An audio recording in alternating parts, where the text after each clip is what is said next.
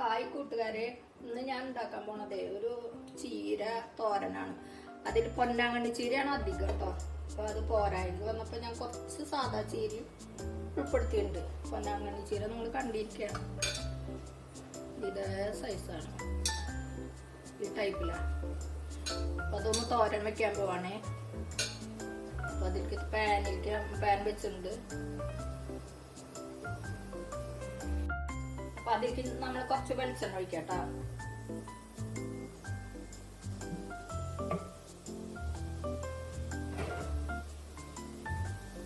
പിന്നെ ഒരു പകുതി സവോളയും 5-10 ചെറുള്ളിയും 3-4 വെളുത്തുള്ളിയും കൂടി അരിഞ്ഞ് ചേർത്ത് നന്നായി വഴക്കട്ടോ.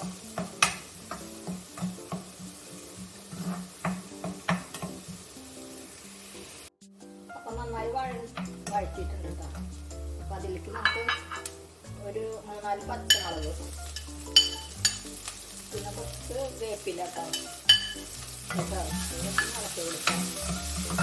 ഇനി കുറച്ച്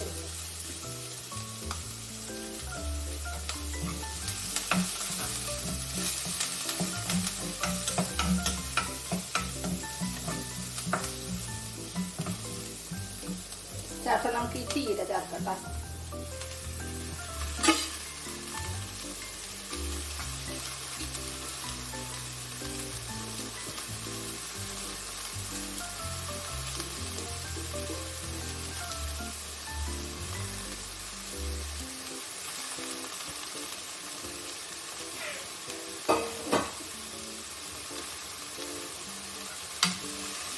നല്ലപോലെ ഇളക്കി വെക്കാം.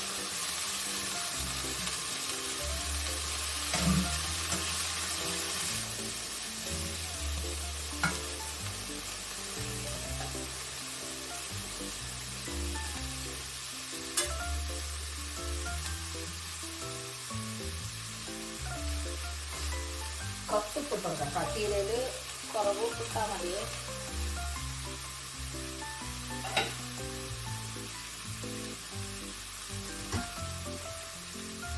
കുറച്ച് മഞ്ഞൾപ്പൊടി ചേർക്കാം.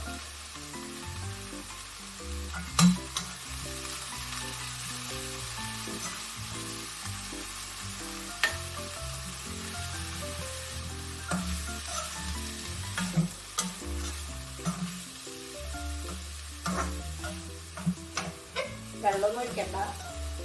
നമുക്കൊന്ന് 2 മിനിറ്റ് അടച്ച് വെച്ച് വയ്ക്കുക.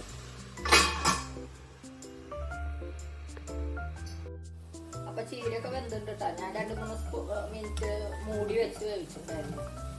ഈ പൊന്നാങ്കണ്ണി ചീര വേവാൻ കുറച്ച് താമസം കിട്ടുക. മറ്റേ ചീരയൊക്കെ എളുപ്പം വേവും. അപ്പൊ ഇത് കുറച്ചധികം ഉണ്ടായിരുന്നത് അതായിരുന്നു, പൊന്നാങ്കണ്ണി ചീരയായിരുന്നു, അതുകൂടി ഉണ്ടായിരുന്നു. പിന്നെ കണ്ണിനൊക്കെ വളരെ നല്ലതാണ്, വയറിനും കണ്ണിനും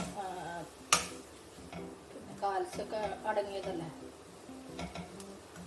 അപ്പൊ ഇത് വെന്ത് ശരിയായിട്ടുണ്ട്. ഞാൻ ഒരു 2 സ്പൂൺ ചിരകിയ തേങ്ങ ചേർത്തിട്ടുണ്ട്.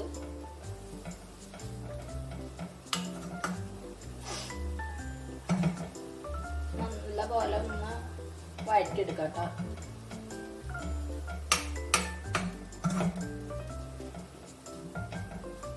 ഒരു പച്ച വെള്ളമായി മാറുന്ന വരെ ഒന്ന് ഇളക്കിയിട്ടാൽ നമ്മുടെ എളുപ്പത്തിലുള്ള ചീരത്തോരൻ റെഡി ആയിട്ടുണ്ട്.